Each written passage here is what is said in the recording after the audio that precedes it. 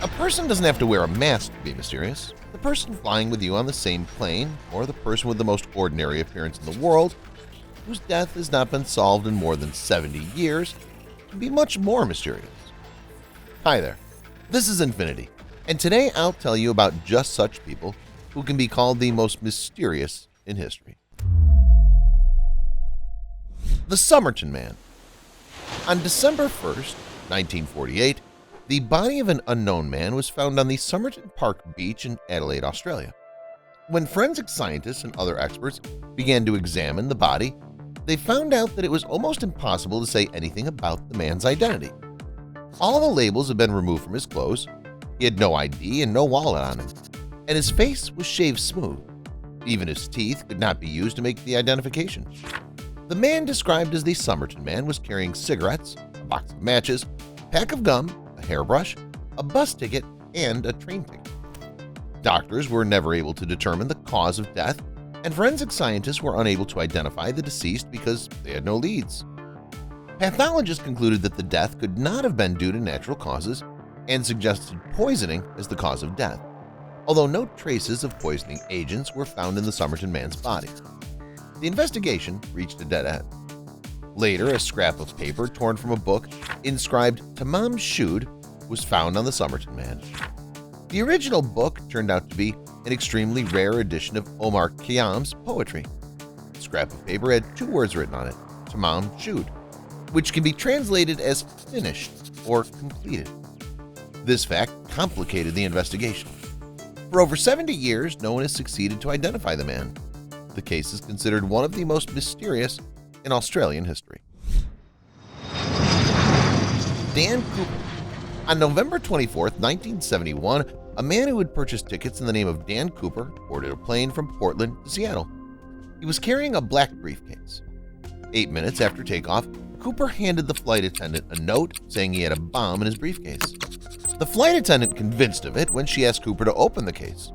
Cooper claimed that he'd hijacked the plane for ransom and demanded $200,000 in unmarked $20 bills, 2 sets of parachutes, and refueling in Seattle. The flight attendant relayed the message to the pilots. The pilots relayed it to the authorities and landed in Seattle for refueling.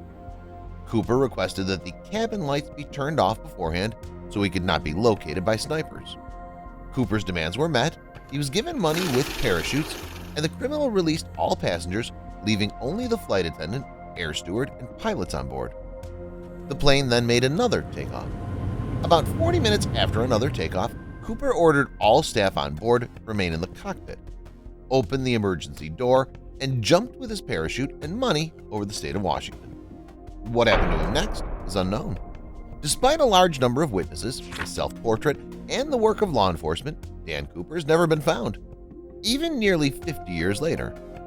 In 1980, a stack of faded and torn $20 bills was found in the Columbia River in the state of Washington that were later revealed to have been given to Cooper. This find suggested that Cooper died by landing in the river, but no body or other evidence was found. To this day, Dan Cooper remains one of the most mysterious men in history. If you ask any American about the most enigmatic mystery of the United States of the 20th century, he or she will probably answer the assassination of John F. Kennedy. No wonder. This gruesome tragedy, which took place in 1963, has become one of the most mysterious, not only of the 20th century, and not only in the United States, but in the history of the mankind as a whole. It's unclear whether Lee Harvey Oswald actually committed the murder, and whether the intelligence services were really involved. Anyway, here's another oddity. The Babushka Lady. This is the nickname of the woman who can be seen in some photographs depicting the unfortunate passage of the motorcade of the 35th President of the United States in Dallas. The Babushka Lady was called so because she was wearing a headscarf, which was similar to scarves worn by elderly Russian women. Babushka literally means grandmother or old woman in Russian. One photo shows the Babushka Lady standing in front of the motorcade passing by, holding a camera in her hand. Many people believe that the woman managed to film not only the motorcade passing, but also the moment of the shooting. The FBI tried to find the Babushka Lady, or at least identify her, but the agents were unsuccessful. It's believed that the Babushka Lady may have contacted them and provided all the material, and then she was strongly advised not to tell anyone about it. but this is only speculation. It's still unknown who that woman was and what role she played in the terrible incident. Do you have your own version? Who do you think this babushka lady was? Did she really manage to film something interesting? And why did she literally disappear after the incident? Caspar Hauser.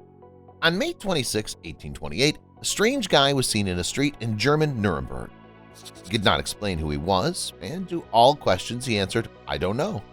He kept repeating that he wanted to be a cavalryman like his father.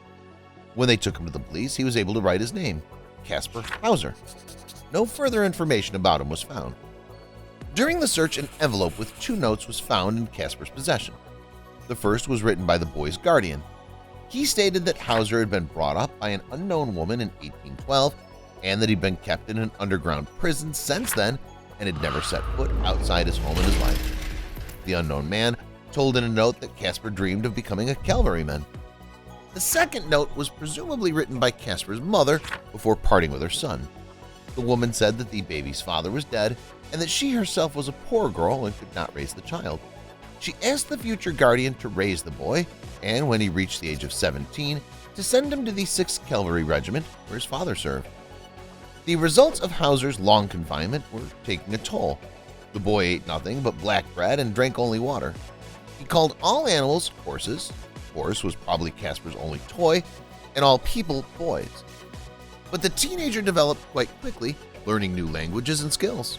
He had several guardians, each of whom took a responsible approach to the upbringing of his young stepson. Unfortunately, nothing certain could be learnt about Hauser. In 1833, he died in an attack by an unknown assailant. Even modern scientists, having examined Caspar's DNA, could not establish who this boy really was. Agent 355.